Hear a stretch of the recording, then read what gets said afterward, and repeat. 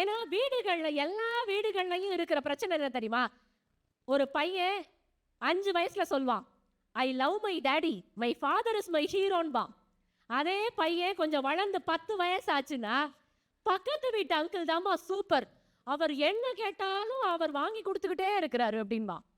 அதே பையன் கொஞ்சம் வளர்ந்து 15 வயசு வந்துட்டான்னு வச்சுக்கோங்களேன், இந்த டீனேஜ் வந்துட்டா வெளியில போயிட்டு அம்மாவுக்கு ஃபோன் அடிப்பான், அம்மா அவர் வீட்டில் இருக்காரா, இருந்தா சொல்லு, வரல கிளம்புனதுக்கு அப்புறமா வரேன்பா.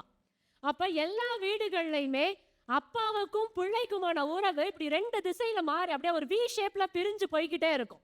ஆனா அந்த வீட்டுல அப்பா திட்டுவாரு பிள்ளைய, இவெல்லாம் ஒரு பிள்ளையா, என் மானத்தை வாங்குது, எனக்குன்னு வந்து பிறந்து தொலைச்சிருக்குன்னு பாரு அப்படின்னு அப்பா பிள்ளைய திட்டுவார். பிள்ளை எப்பவுமே அப்பாவை திட்டுவான்.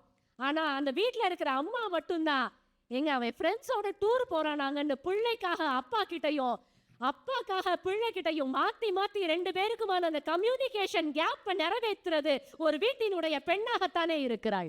அதே மாதிரி அம்மாவுக்கும் பொண்ணுக்குமான உறவை நீங்க பேசணும்.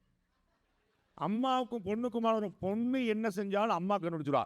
அப்பா தான் உள்ள வந்து என் செல்லக்கிளியை திட்டாதே அப்படின்னு அப்பா தான் வருவார். ஸோ இது ரொம்ப காமனான விஷயம். அப்பா வந்து பெண் பிள்ளைகள் மேலே பாசமாக இருக்கிறது, அம்மா வந்து பசங்க மேலே பாசமாக இருக்கு.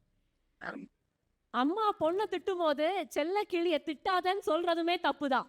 அங்க அந்த பெண் தவறு செஞ்சிருந்தா அம்மா திட்டா அப்பா அங்க அமைதியா இருக்கணும். அதுதான் சரியான பிக் பாஸா இருக்க முடியும். கொஞ்சிறதா இருந்தாலும் நாங்க தான் கொஞ்சுவோம், திட்டுறதா இருந்தாலும் நாங்க தான் திட்டுவோம். அது நீ செய்யக்கூடாது. பிக் பாஸ் தான்மா. உங்கள் விசேஷ நாளை அழகாக்கும் திருமண சேகரிப்புகள். இது டாட்டாவின் நம்பிக்கை. தனிஷ்க் இப்பொழுது ராஜபாளையம் மற்றும் சிவகாசியில்.